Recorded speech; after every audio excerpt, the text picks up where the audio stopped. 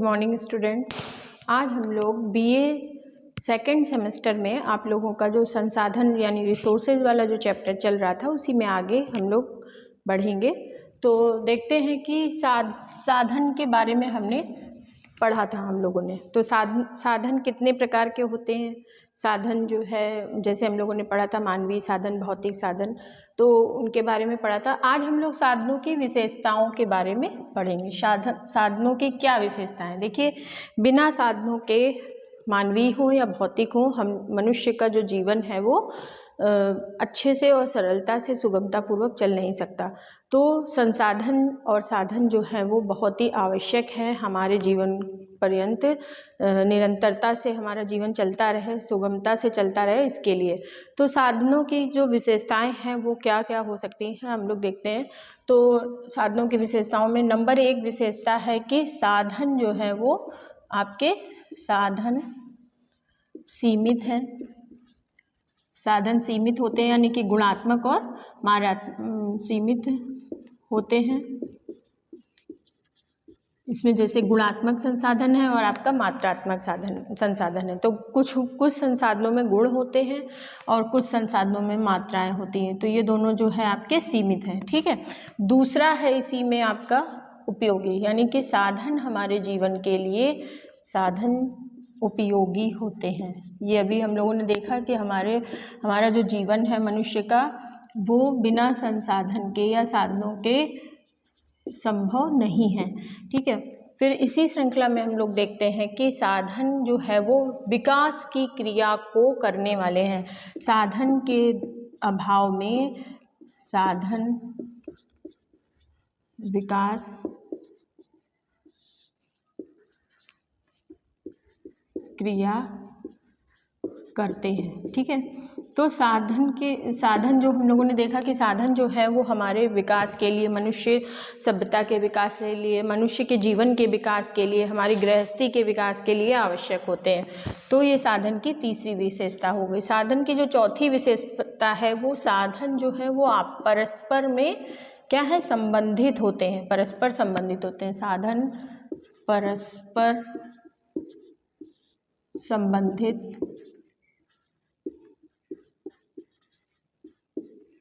होते हैं, यानी कि एक दूसरे साधनों में एक दूसरे से क्या होता है, संबंध होता है आपस में। पांचवा है आपका साधन जो है, साधनों का वैकल्पिक प्रयोग किया जाता है, यानी कि साधनों का वैकल्पिक, यानी कि देखते हैं हम लोग कि जैसे जो भी संसाधन आवश्यक होता है, जिस परिस्थिति में हम लोग उसका उपयोग करते हैं। साधनों का वैकल्पिक प्रयोग किया जाता है। ये संसाधन की किया जाता है, ये संसाधन की या साधनों की आपकी विशेषताएं हैं। छठवां है आपका साधन जो है वो प्रतिस्थापित किए जाते हैं, यानी कि साधन जो है वो प्रतिस्थापित किए जाते हैं, यानी एक दूसरे से साधनों को प्रतिस्थापित किया जाता है। स्थापित किया जाता है, यानी कि एक संसाधन जो है वो दूसरे संसाधन के लिए आवश्यक है, संसाधनों का प्रतिस्थापित किया जाता है। सातवां है इसी में आपका कि संसाधन जो है वो प्रबंधन का साधनों का प्रयोग होता है, यानी कि प्रबंधन में साधनों का प्रयोग होता है। जब भी हम लोग गृह प्रबंधन की बात करें या आपके किसी भी प्रकार के प्रबंधनों में साधनों का प्रयोग होता है। मान लीजिए हम लोग धन व्यवस्थापन की बात कर रहे हैं या आपके जो है गृह व्यवस्थापन की बात कर रहे हैं, तो उसमें हम लोगों को क्या करना होगा, साधनों का व्यवस्थापन करना होगा, ठीक है। फिर उसके बाद हम लोग 8 नंबर में देखते हैं कि संसाधन जो है आपके जीवन स्तर में और गुणवत्ता में सुधार लाते हैं, ठीक है। साधन जो है वो जीवन स्तर में और गुणवत्ता में सुधार लाते हैं, यानी कि जितने ही साधन हमारे पास उपलब्ध होंगे, साधन जीवन स्तर व गुणवत्ता में सुधार लाते हैं, यानी कि हमारे जीवन स्तर को उठाने का काम भी करते हैं। यानी कि जो भी संसाधन उपस्थित होते हैं वो ज़्यादा से ज़्यादा संसाधनों में हम लोग अपने जीवन के स्तर को ऊंचा कर सकते हैं और अपने गुणों की गुणवत्ता में सुधार ला सकते हैं। यानी कि मान लीजिए कि कम समय में ज़्यादा भोजन पकाना है तो आपके पास यदि बिजली के उपकरण ज़्यादा से ज़्यादा मौजूद होंगे, मिक्सी होगी, वो होगी, कुकर होगा, तो आप कम समय में ज़्यादा से ज़्यादा कार्य को कर सकते हैं। तो ये कार्य व्यवस्थापन हो गया, आपका कार्य सरलीकरण हो गया। यानी कि जब साधन हमारे पास उपलब्ध होते हैं तो कार्यों को करने में समय भी कम लगता है और ज़्यादा से ज़्यादा हम लोग कार्य को कर सकते हैं। ठीक है, ये आपके साधनों की विशेषताएं हो गई। अब साधन के सिद्धांत क्या क्या होते हैं?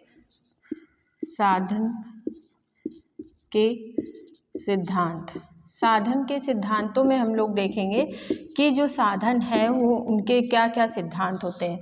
अब किन सिद्धांतों पे साधन जो है वो कार्य करता है?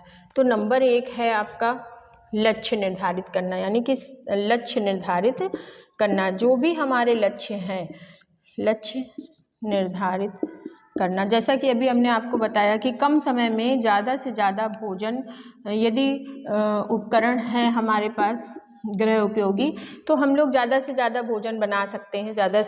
कम समय में कार्य को सरल तरीके से करके कम समय में अपने कार्य को कर सकते हैं।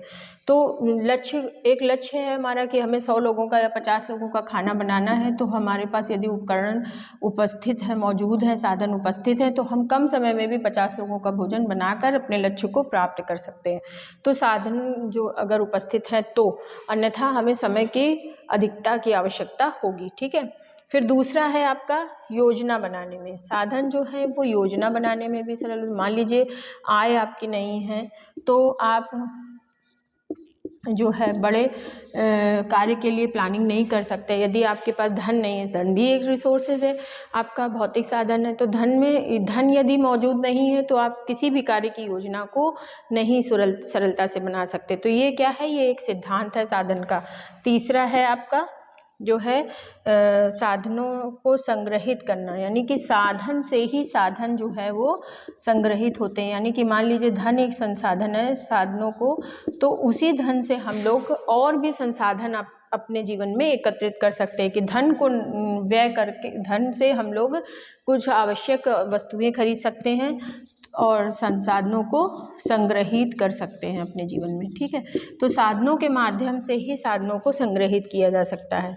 फिर उसके बाद है आपका कि महत्व क्रम के अनुरूप स्थापित करते हैं कि साधन जो है, जिन साधनों की अधिक आवश्यकता, साधनों को महत्व क्रम के अनुरूप स्थापित किया जाता है। साधनों को महत्व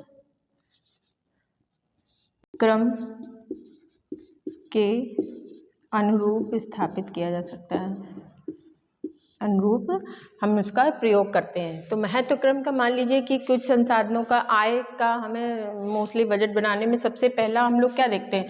सबसे पहले क्या देखते हैं? बजट बनाने में यदि हम लोग देखेंगे, जो सबसे पहली चीज़ है हमारी मंथली आय क्या है, यानी कि हमारी जो आय है वो हम लोग पहले देखेंगे। तो सबसे पहला महत्व किसको दिया गया बजट बनाने में? आय को दिया गया। तो ये क्या है? महत्व क्रम के अनुसार। भाई तभी तो हम अपनी आय के हिसाब से ही तो अपने बजट को बनाएंगे कि हमें किन मदों में कितना पैसा, धन कितना व्यय करना है। तो ये हमारा इसके अकॉर्डिंग होगा। फिर उसके बाद हम लोग देखेंगे कि साधनों में निरीक्षण और क्रियान्वयन करना। साधनों के माध्यम से ही हम लोग निरीक्षण कर सकते हैं,